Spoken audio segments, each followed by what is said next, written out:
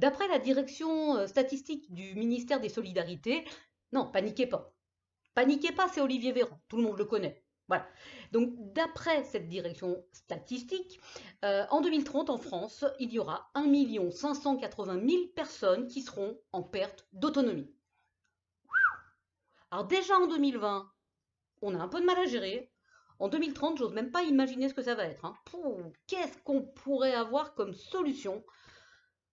Ah mais si, comme solution, on peut avoir l'hôpital. Eh ben, ah non, ah non, c'est pas fait pour ça. C'est pas une pathologie d'être dépendant. Ok. Ah bah oui, un vieux, ça reste dans son lit, ça meurt dans son lit, ça bouchonne les lits, hein. C'est sûr que le taux de rotation du lit, c'est pas énorme, hein. Non, c'est pas bankable, ça marche pas beaucoup, c'est pas une pathologie vraiment où ça rapporte. Bon, d'accord, ok. Ah puis maintenant à l'hôpital, c'est vrai que ils te mettent dehors super vite, hein. Oh, oh, oh, attention, hein. Ils te poussent, ils te poussent, ils te poussent, même quand tu freines. À la limite, même, je dirais globalement, un manchot avec sa valise, ils te le mettent devant. Ah bah ouais, c'est pas la solution, quoi, hein, voilà, non, c'est pas la solution. Bah si, ce qu'il peut avoir comme solution, c'est l'hospitalisation à domicile.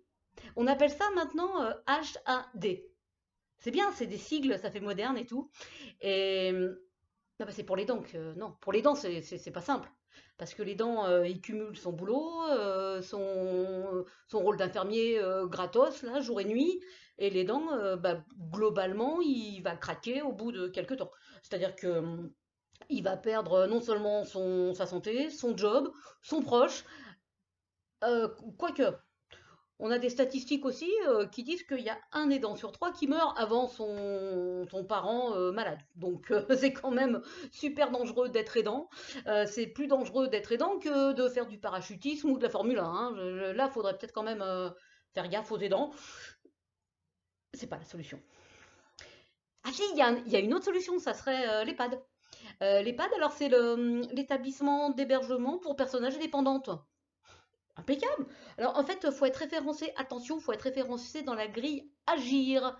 Alors oui, c'est ça, tu bouges plus à cet âge-là parce que tu as Parkinson, le cancer, et puis un petit coup d'Alzheimer et de l'arthrose, hein, mais tu as un référencement Agir.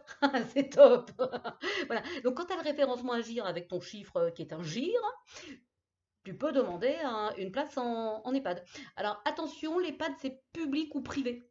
Oh! Et les tarifs, oh! Alors, effectivement, ça peut faire cher l'après-midi clown une fois tous les mois, hein. Je veux dire là, ouhou. Il vaut mieux que le malade, la personne âgée dépendante, elle ait un bon livret A et puis qu'elle soit prévoyante. Parce que les places en EHPAD, bah, il y en a pas. Alors, du coup, si on envisage un EHPAD, donc il faut prévoir qu'on sera malade. Si on l'envisage pour 80 ans, il faut s'inscrire vers 65-70. C'est comme les écoles en fait, hein. Quand tu veux une bonne école bien cotée, ton gamin, tu l'inscris avant la naissance pour être sûr qu'il ait la bonne école. Là, le vieux, c'est pareil. Tu l'inscris dans l'EHPAD avant qu'il soit malade pour être sûr qu'il ait le bon EHPAD. Et puis tu attends. Voilà, voilà, voilà, voilà. Alors à l'école, peut-être quand même, c'est vrai que tu sors, tu as un diplôme. À l'EHPAD, tu sors, bah, tu as un aller simple pour Saint-Pierre. Voilà. Voilà.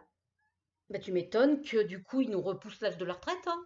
Ils vont essayer de nous zigouiller avant qu'on soit trop vieux parce qu'il n'y a pas de place. Alors 2030, tu m'étonnes. On est contents, nous, comme des couillons, parce que on se dit qu'on vit plus vieux. Mais on vit comment plus vieux? Dans quelles conditions on vit plus vieux? Malgré toute la bonne volonté des gens qui travaillent dans ces établissements et toute la bonne volonté des soignants, c'est quand même problématique. Quelle dignité? Et puis quelle rentabilité parce qu'on a des gestionnaires. Faut pas oublier les gestionnaires. Ouais. Euh, Ce qui est quand même ballot, c'est que plus on vieillit, plus vivre coûte cher. Alors que pour nous, ce qui nous est cher, c'est la personne qui vieillit. Pensez-y. En 2030, ça sera peut-être vous.